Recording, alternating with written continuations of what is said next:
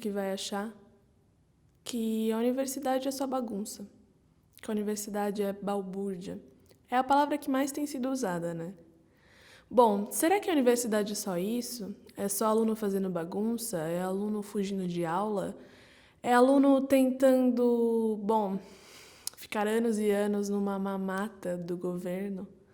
Será que a universidade é só alunos esquerdistas, malucos, que não fazem nada pela sociedade, que não contribuem para a comunidade onde estão inseridos? Será que a universidade é só essa bagunça que o governo nos mostra?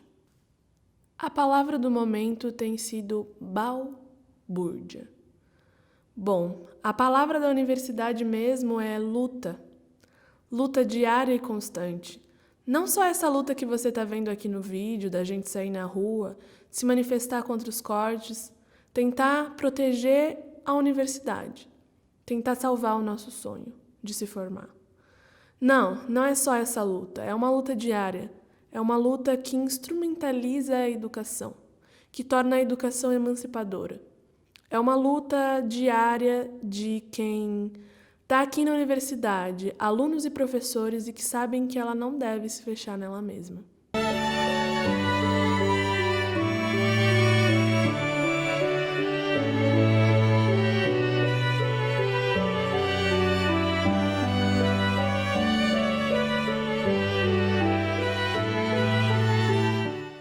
Bom, eu sou Macarena De Vincenzi, sou docente no campus Baixada Santista desde 2005, fui uma das primeiras professoras aí que iniciou as atividades lá no campus.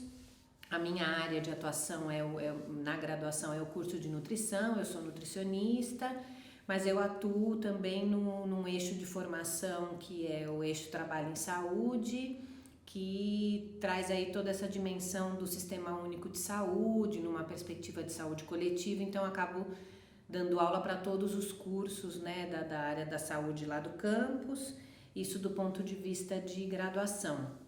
E tenho desenvolvido aí atividades de pesquisa e extensão no tema da saúde materno-infantil.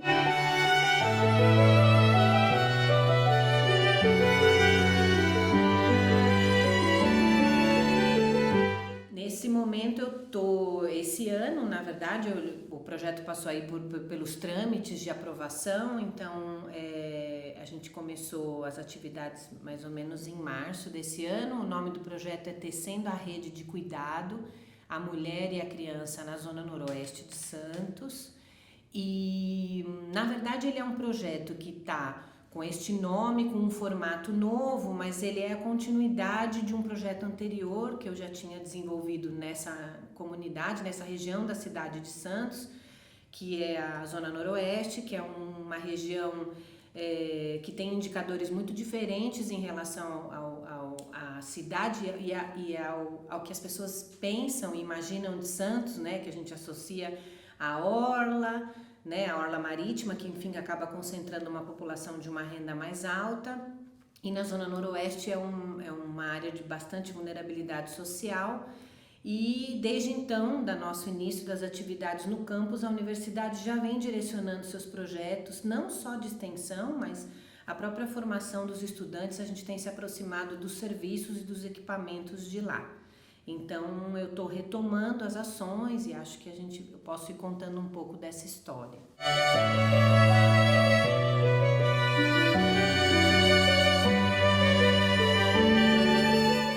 Eu sempre trabalhei nessa dimensão do cuidado a esse grupo, pensando na prevenção de distúrbios nutricionais, tinha um certo foco para isso. Mas claro que quando você entra em contato com a realidade de vida das famílias, né, você vai observando que a questão não se trata só, né, de considerar lá os indicadores de saúde, fazer as avaliações, né? A gente precisa compreender essa perspectiva de vida, o contexto de vida dessas famílias, né? Então, apesar de eu ter uma formação muito voltada para esse campo da epidemiologia, da prevenção, né, de saúde, né, a promoção de saúde, eu fui me aproximando muito das ciências humanas, né, e das ciências humanas em saúde especialmente, para compreender como todo esse contexto de vida influencia nos desfechos que às vezes a gente possa ter no caso do grupo materno-infantil.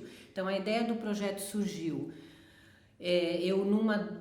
dentro dos meus projetos de pesquisa eu trabalho com gestantes, né,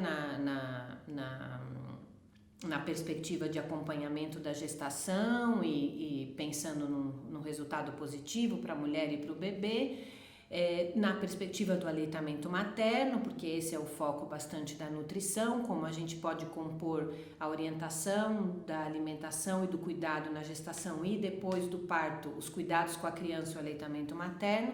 E num projeto que foi de 2016, a gente trabalhava com essa perspectiva da amamentação, nesta comunidade que era a Zona Noroeste. E naquele então eu tinha um grupo de 12 alunos de extensão, o projeto chamava Amamentação, Promoção e Cuidado à Saúde Materno-Infantil, mas infelizmente no curso do projeto, duas mães que a gente acompanhava perderam os bebês. Então uma um pouco antes, no momento do parto já foi um natimorto, né? E outra perdeu o bebê nos primeiros 30 dias.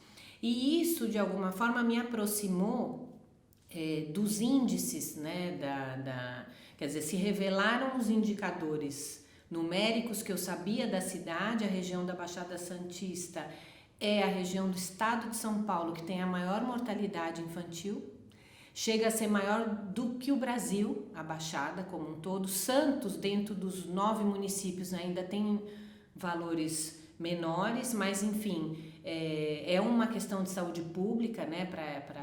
É um tema muito grave, né? Para a saúde desses municípios. Então essa situação que a gente viveu no projeto em 2016 me motivou a aprofundar, né, o conhecimento desses casos, dessas situações, mas muito na perspectiva das mulheres. Eu me dispus justamente a ouvir qual era a percepção da mulher sobre o ocorrido, porque os serviços têm um diagnóstico, se faz toda uma investigação do óbito, né? Existe o comitê, a vigilância, mas numa perspectiva bastante relacionada aos serviços, aonde falhou, o que não foi feito.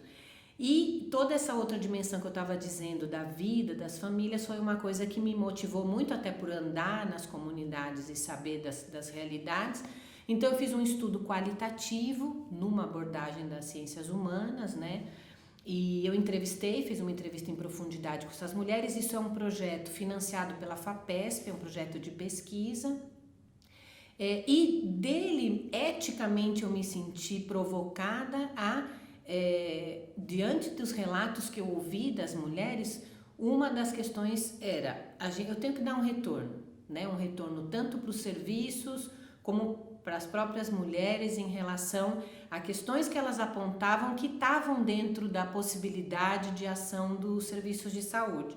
Então, eu fiz uma parceria com enfermeiras, isso é importante de dizer, né, o quanto a universidade sozinha, né, não faz sentido. Eu não vi o meu lugar de cuidar, porque eu sou docente, mas eu envolvi na equipe do projeto enfermeiras da rede. Então a gente tem na equipe que propôs o projeto, tem 2 enfermeiras do município de Santos, tem uma outra docente também da área de saúde coletiva, temos uma nutricionista da Unifesp também. E a nossa ideia surgiu justamente a partir desses relatos que eu ouvi na pesquisa, o quanto muitas vezes as ações do serviço eram desintegradas, né? Não eram articuladas. Então a ideia era que a gente pudesse fazer uma discussão com as equipes em cima dos casos, enfim. Então, objetivamente, o projeto nasceu fruto de uma pesquisa e da ideia de já dar um retorno para os serviços para melhorar o cuidado dessas mulheres.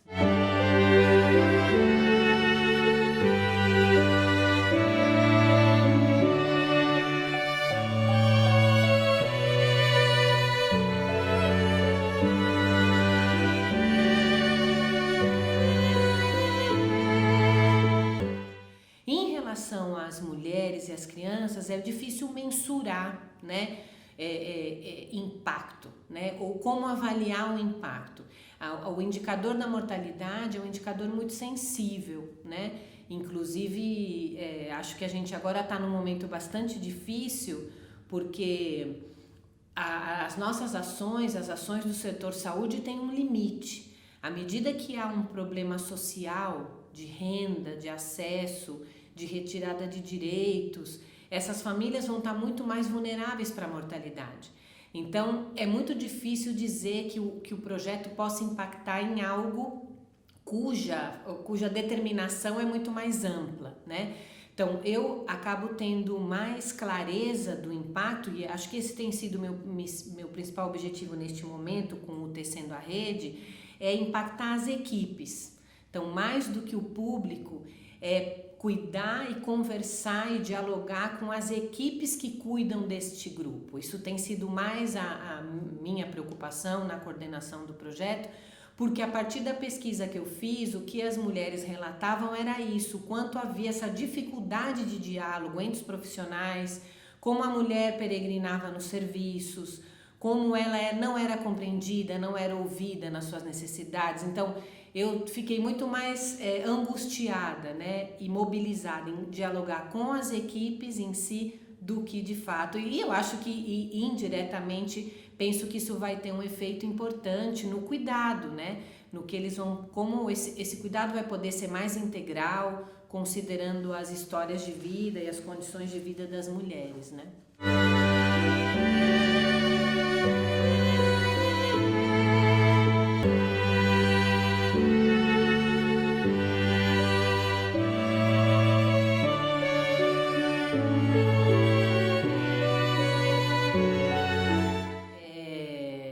Eu penso que a importância humana é total, né? A gente está falando de um grupo que é o do direito básico, que é o direito à vida, né? Então é um compromisso ético, né?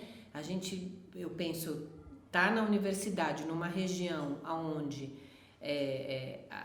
há um risco à vida de crianças e até de mulheres, porque eu estou trabalhando também num outro projeto de pesquisa em paralelo com mortalidade materna, que é a maior violação de direitos, quer dizer, uma mulher morrer porque está grávida, né?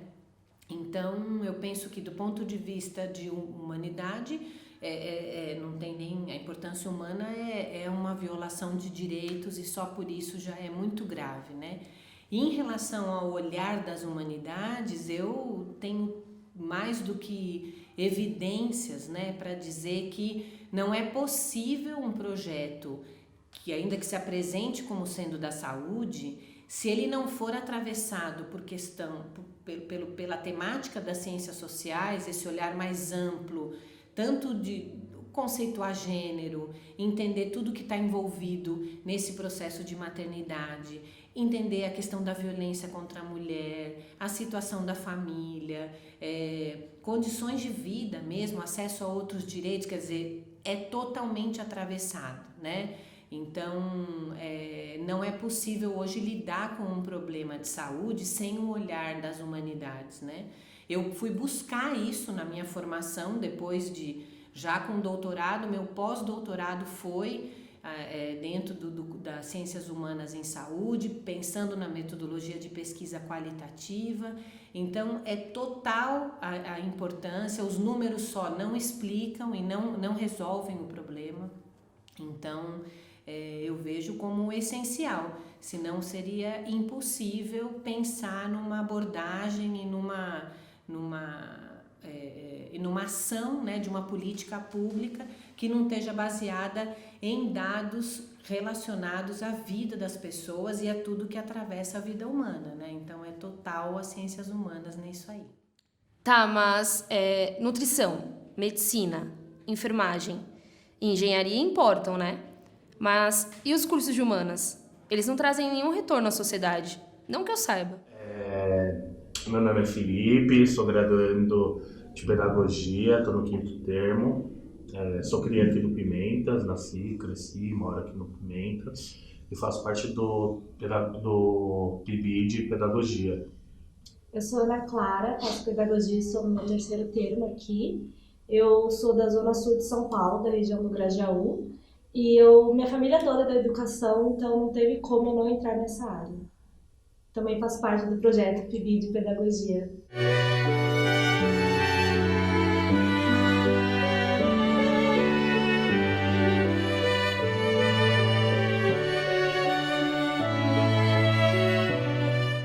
O PIBID, aqui na Unifesp, funciona tanto no campus Guarulhos quanto no campus Diadema.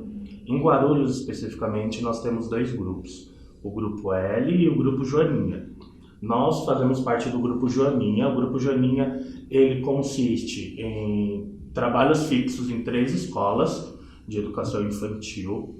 Cada escola possui um subprojeto diferente e o subprojeto que nós participamos se chama Alfabetização Científica de Crianças Surdas. Nessa escola que a gente faz parte desse projeto, é uma escola polo bilíngue, é uma das 4 escolas bilíngues daqui de Guarulhos.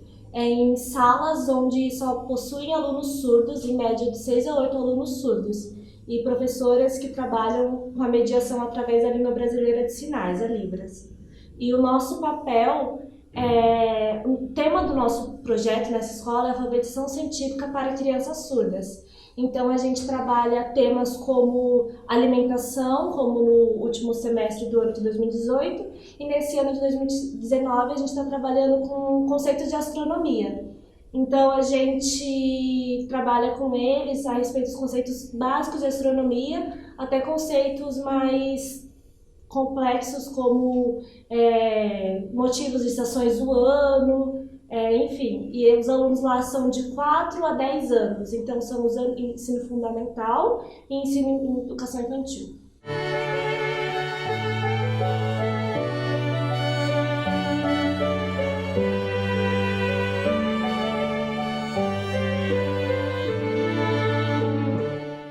Eu conheci a Libras por conta da minha prima, né? Eu tenho uma prima que ela é surda, ela tem 33 anos, 34 anos, né? E só que eu me distanciei dela por um tempo, e aí como eu faço estágio nessa escola, então em 2017 eu tive o contato novamente com a escola, com a língua. E aí em 2018 eu acabei ingressando no PIBID também por conta da língua.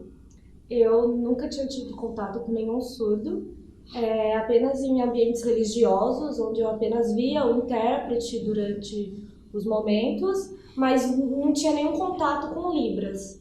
E quando eu entrei na Unifesp, eu queria estudar essa questão da educação de surdos, que por essa especificidade da criança, a educação ela torna um currículo, ou a escola, os professores, eles tomam uma nova forma de educar, de ser professor, de mediar as aulas. Então, eu entrei em contato com Libras no próprio PIBID.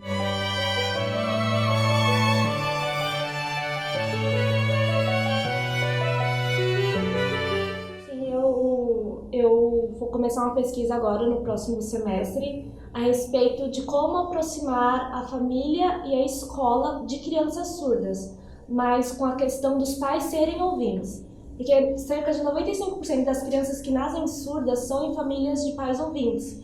E como que esses pais encaram criar um filho em uma outra língua, uma língua que eles nunca viram? E como isso causa reflexo na educação, na escola, e sempre, quando estudos falam a respeito de pais que têm filhos com uma deficiência, sempre os pais passam por um luto. E o luto na surdez, quando a deficiência é auditiva, é um luto muito grave, porque as crianças começam a ter contato com uma língua e desenvolvem cognitivo, pensamento, normalmente quando entram na escola, com 4, 6 anos. Então, traz um atraso que não necessariamente a criança teria se tivesse esse acesso. Então eu quero estudar exatamente isso, como a escola aproxima os pais de uma realidade, de uma família que não conhece Libras e tem o seu filho surdo.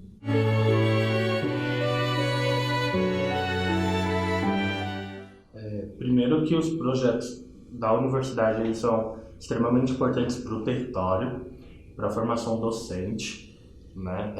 Pensando nos cursos de licenciatura, e aí eu acho que é importante a gente falar da especificidade dos cursos de licenciatura e do território onde a gente se encontra, né? E aí, até para situar, o Pimentas ele é um bairro muito grande, é o maior bairro de Guarulhos, é uma periferia.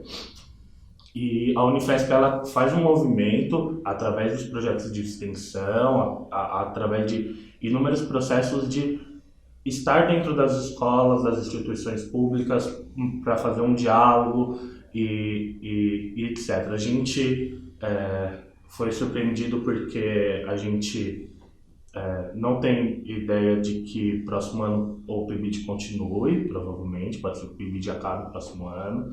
Não tem previsão de que as bolsas serão renovadas, não tem nenhuma previsão. Se o PIBID terminar, primeiro que é uma perca muito grande para as crianças, porque as crianças elas têm um contato diferente, né, com alguns conhecimentos, com alguns conceitos que nós trazemos junto com a parceria com os professores, que são contatos que provavelmente eles não veriam no dia a dia ou veriam de uma outra forma, e aí a gente tenta trazer uma outra experiência, né? Uma outra experiência de educação, uma outra experiência de convívio, de sociabilização mesmo, assim, né? Tanto trazendo as crianças, tirando as crianças da escola e trazendo para a universidade com projetos nas aulas, apresentações, a partir da língua delas, quanto mesmo a gente indo para a escola, né? Então, toda vez que nós vamos para a escola, nós somos esperados, tem uma alegria, a gente cria uma conexão afetiva muito grande com as crianças, e isso ajuda muito o desenvolvimento do trabalho, e com os cortes a gente tem essa possibilidade de que o projeto acabe e que isso afete majoritariamente as crianças, né?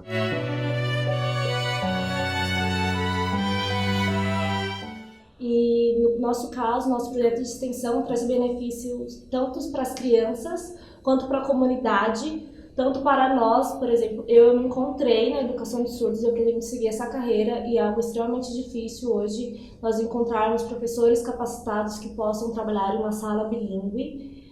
Tanto para as professoras que são colaboradoras do projeto, então elas fazem parte do projeto. A gente troca experiência, elas nos ensinam como essa mediação com as crianças surdas, e nós também, como graduandos, nós passamos algo mais teórico que nós aprendemos aqui, algo, por exemplo, de ciências. Uma das pessoas que compõe o nosso grupo, ela é formada em ciências biológicas. Então, quando a gente vai falar de astronomia, a gente não tem muita autoridade ou conhecimento para falar. E aí, como essas professoras colaboradoras da sala bilíngue, elas vêm para cá, a gente também pode passar conhecimentos para elas que elas não têm. A gente não consegue quantificar, assim, não tem como a gente quantificar, porque a gente trabalha efetivamente com a melhora da autoestima das nossas crianças, sabe? A gente trabalha com crianças que, quando entram na escola, elas não sabem a língua, elas não conseguem se comunicar, elas andam cabisbaixas, e quando a gente começa a trabalhar com elas querem se comunicar, elas se comunicam, elas já falam o que elas estão sentindo, o que elas sonham, que elas querem estar dentro da universidade. Então, acho que é isso, a gente não consegue quantificar, mas a gente não consegue quantificar porque a gente trabalha literalmente com isso, né? Com a ideia de melhorar a autoestima das crianças, de cultivar sonhos, de estar com as crianças ali diariamente, aonde às vezes o Estado só entra através da polícia, assim, né? Então a gente tem esse papel de elevar a autoestima dessas crianças, que a maioria das vezes tem autoestima extremamente baixa, assim. E uma coisa que eu lembrei quando o Felipe estava falando isso é a respeito de uma menina que entrou agora na escola nova de 4 anos. E para a gente pensar na especificidade de uma educação de surdos, como é importante esse projeto especificamente, esse subprojeto da pedagogia aqui. É uma criança de 4 anos que não sabe falar o seu próprio nome, no caso surdo, soletrar o seu próprio nome, que não tem noção do sinal de um cachorro, de uma aranha, que qualquer criança de 4 anos saiba. Então, como essa criança viveria o resto da vida dela sem acesso a essa língua? E nós, como participantes do PIBID, a gente pode ver essa evolução, e é muito legal ver essa evolução, que na outra intervenção ela já sabe algum sinal. Na outra intervenção, ela já reconhece quem nós somos. Então, é algo de formiguinha assim mesmo, mas que, sem dúvida, traz retorno. Ocupa Unifesp. Unifesp. Teve muita gente incomodada com o nosso primeiro vídeo, falando que a gente não deveria falar de ocupação, de greve e sim de pesquisa. E talvez você não tenha entendido, porque no começo desse vídeo a gente colocou fotos das nossas manifestações. O que a gente quer que você entenda é que, muitas vezes, para que esses projetos de extensão que entrevistamos existam, é preciso ir à luta. Esses projetos já estiveram sob ameaça e os alunos foram para a luta para que eles continuassem existindo. A gente não quer desassociar uma luta da outra. Os dois tipos de luta são importantes. Tanto essa que você vê nos atos, quanto a luta diária, de ir nas escolas para educar as crianças, adolescentes e jovens. A educação por si só não é libertadora.